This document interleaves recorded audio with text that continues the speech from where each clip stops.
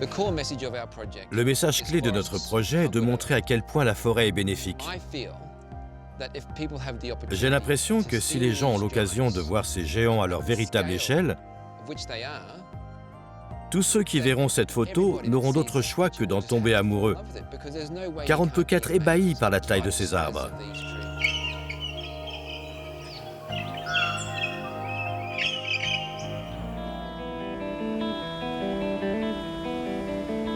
État australien, situé à 200 km des côtes de l'île principale, la Tasmanie est une île aux vastes régions sauvages, s'étendant sur plus de 68 000 km². Un joyau qui brille par la diversité de ses paysages. Les forêts de Tasmanie sont parmi les plus remarquables des zones tempérées. On y trouve les arbres les plus grands et les plus vieux du monde. À moins de 2 heures de route d'Hobart, la capitale, la vallée du Styx est le royaume des eucalyptus géants.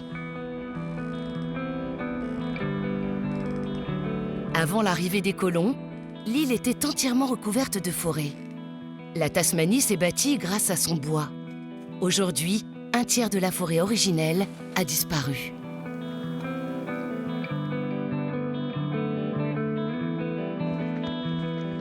Pour cette raison, cette région fut le théâtre d'affrontements entre les écologistes et les compagnies forestières.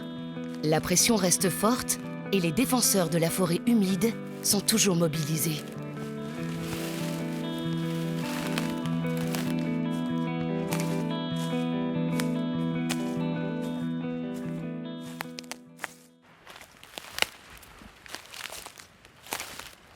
Steve Pearce est un amoureux des eucalyptus géants, le plus grand arbre du monde après le séquoia de Californie.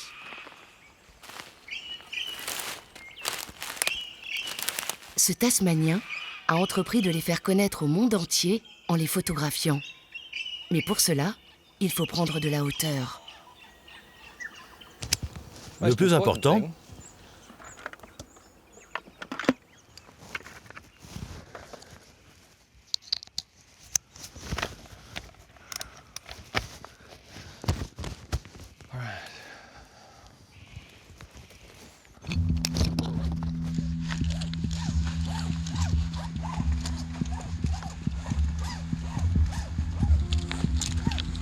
les Eucalyptus regnans de la forêt du Styx ont environ 500 ans.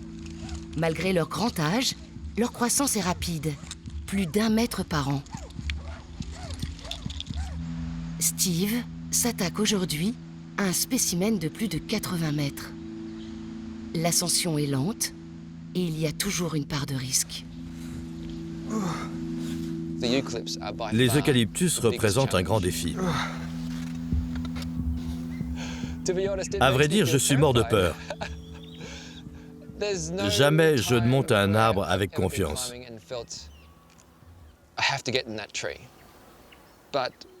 Mais une fois au sommet, je me détends. C'est l'endroit le plus paisible que l'on puisse connaître, car le point de vue y est nouveau. Personne d'autre sur Terre n'a été dans cet arbre auparavant.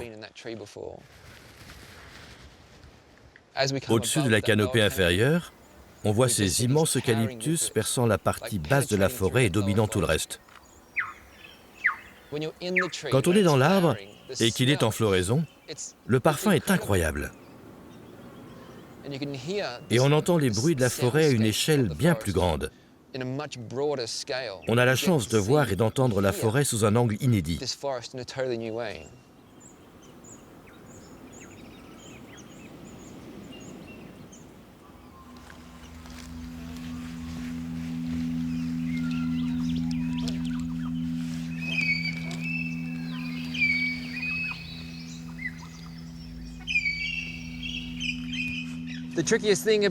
Le plus difficile quand on photographie et qu'on travaille en haut des arbres géants, c'est de trouver la meilleure position. Ce n'est pas comme le travail au sol. On peut mettre 30 minutes pour faire 2 mètres et trouver la meilleure place.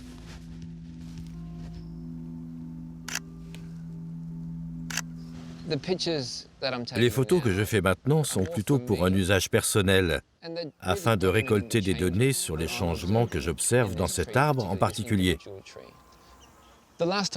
La dernière fois que j'ai grimpé dans cet arbre, c'était il y a 8 mois. Aujourd'hui, en y grimpant et en observant, je constate les changements. Il est très grand et il penche légèrement d'environ 1 mètre. Il n'y a plus autant de feuilles saines qu'auparavant. Tous les arbres de cette parcelle de forêt ancienne d'eucalyptus sont vieux et arrivent à leur fin de vie.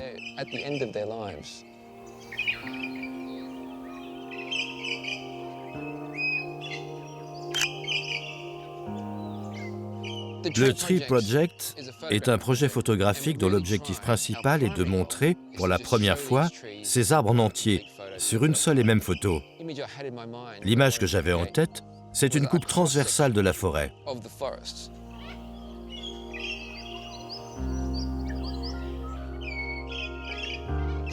L'eucalyptus que nous avons photographié, c'est le Gandalstaff.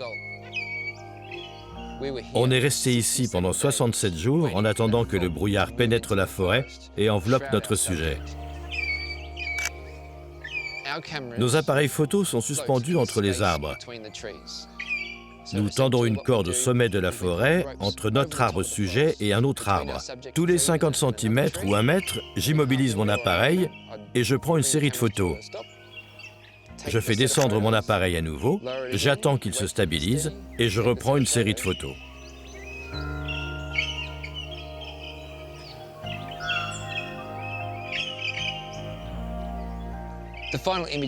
L'image finale est composée de 87 photos.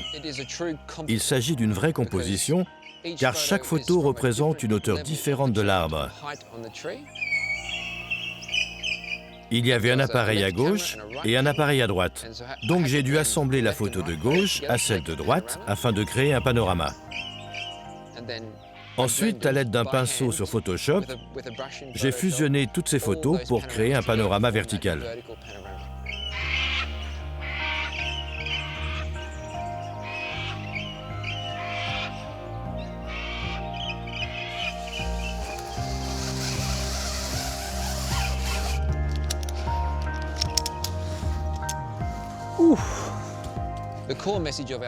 Le message clé de notre projet est de montrer à quel point la forêt est bénéfique. J'ai l'impression que si les gens ont l'occasion de voir ces géants à leur véritable échelle, tous ceux qui verront cette photo n'auront d'autre choix que d'en tomber amoureux, car on ne peut qu'être ébahi par la taille de ces arbres.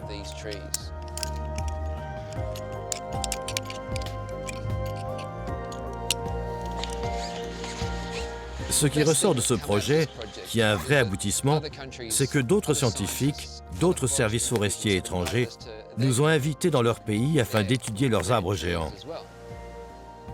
Je mène une croisade pour que les gens en prennent conscience.